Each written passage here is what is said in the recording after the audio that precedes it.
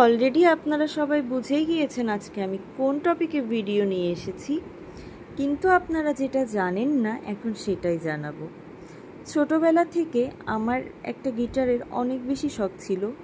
ছোটবেলা থেকে নাচ গান সব কিছু শিখলেও সময় সুযোগের অভাবে গিটারটা আর শিখে ওঠা হয়নি।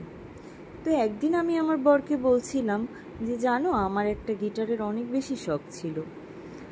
তো সে সেটা শুনেই বলেছিল যে শখ ছিল বলো কেন, বলতে পারো যে শখটা এখনও আছে, তুমি চাইলেই শখটা পূরণ করতে পারো। আমি জানতাম সে কোনো না কোনো একদিন আমাকে একটা গিটার কিনেই দেবে, কিন্তু সেটা যে এখন আর এইভাবে আমার সেটা সত্যিই ধারণারই বাইরে ছিল। সে আমার বার্থডে উপলক্ষে আমাকে সারপ্রাইজ দেওয়ার জন্য আমাকে না জানিয়ে আমার জন্য একটা ইউকুলেলে অর্ডার করে। আমি তো আজকে দুপুরে পার্সেলটা দেখে মানে এত অবাক হয়েছি যে আমি বলেই বোঝাতে পারবো না। আমি এত বেশি খুশি হয়েছি, আমি তো চিৎকার চেঁচামেচি লাফালাফি শুরু করে দিয়েছিলাম যে তুমি কি এটা আমার জন্য এনেছো, কখন অর্ডার করেছো, আমাকে বলোনি কেন। আমার বর আমাকে সারপ্রাইজ দিতে গিয়ে এটা আনপ্যাক করার পরে সে নিজেই সারপ্রাইজড হয়ে গিয়েছে। কিন্তু মানে এটা আসলে তারও দোষ না, বা যে পাঠিয়েছে তারও দোষ না, কারণ কুরিয়ার সার্ভিস থেকে এটা হয়েই থাকে, এটা কোনো ব্যাপার না। আসলে গিটারের একটা জায়গার থেকে আঠা ছুটে গিয়েছিল।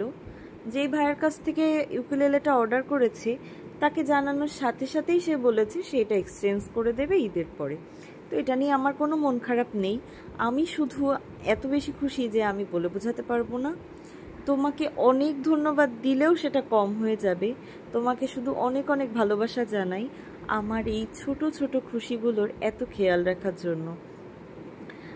আর আমি আসলে অনেক মানে ইমোশনাল হয়ে গিয়েছি এটা পেয়ে, আমি যা বলে বোঝাতে পারবো না। আর এটা এক্সচেঞ্জ করার পরে আমি ফাইনাল ভিডিওটাও সবাইকে দেখাবো।